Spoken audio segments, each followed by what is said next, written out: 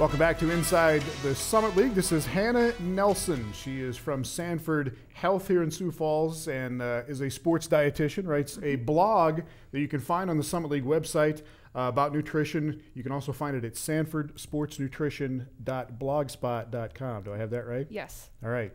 And you've been doing this for several months now? How long has this been going Yeah, on? the blog launched the end of July, right. so pretty new. And great information on what you should eat, what you can't eat as an athlete and as anybody in general. But one of the topics you've been hitting on lately is breakfast. Everybody knows you're supposed to eat breakfast from your mother or somebody else has told you, eat breakfast. You say include protein in your breakfast. Why protein? Yeah, well, it's important to eat breakfast, and oftentimes people overlook the importance of including some protein in your breakfast. And the reason is research has shown that when people include a moderate amount of protein in their breakfast, say 20 grams, that it helps kind of hold off your hunger until lunch. You'll be less likely to snack. And so overall weight management is important in the big picture of including protein in your breakfast. There's a study that you have cited that says if you eat breakfast that includes protein, you won't have a craving later on in the day for higher fat foods. That was a separate study, even just looking at breakfast in general, where right. they show that people who actually eat in the morning, eat a good sized breakfast in the morning, once lunchtime comes around, they will be less likely to go out and crave that cheeseburger and french fries or pizza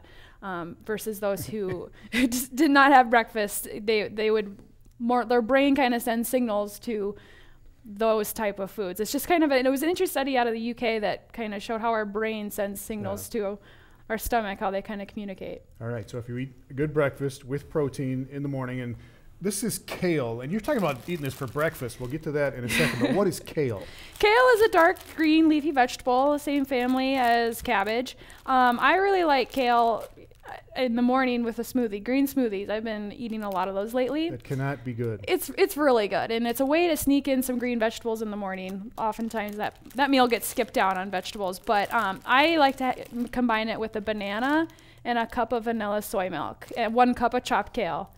Into that. And you have this recipe on the blog. I do, and I eat it myself, so it's good. And does it taste like kale? I don't know what kale tastes like, but kale, it's a little mellow cabbage flavor.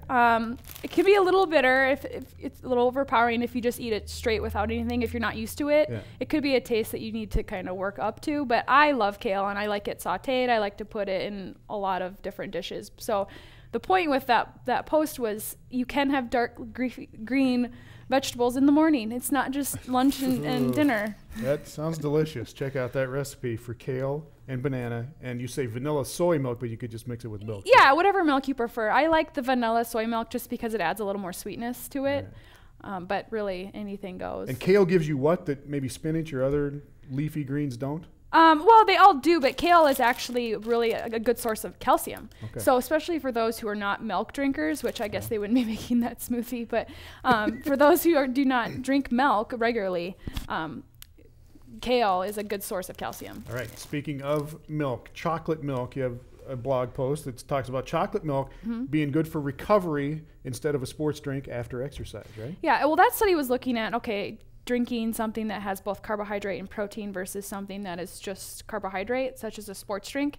And the study shows that to have proper muscle recovery, you need to have both. And chocolate milk is a good combination and the good ratio of carbohydrates to protein for proper muscle recovery from exercise. Versus if you're just having a sports drink or something else that was just strictly carbohydrate, your muscle will replace the carbohydrate, but you won't have the proper muscle recovery that comes from the damage that exercise can do. And the chocolate actually adds a little bit. Yeah, and the chocolate versus white is chocolate milk has more carbohydrate. So in an athlete scenario, that's desirable. Versus if you're talking about weight management, that's different. But in an athlete-specific recovery from exercise, chocolate milk is beneficial. Perfect. Check it out. Hannah Nelson's blog, sanfordsportsnutrition.blogspot.com, and we'll be right back.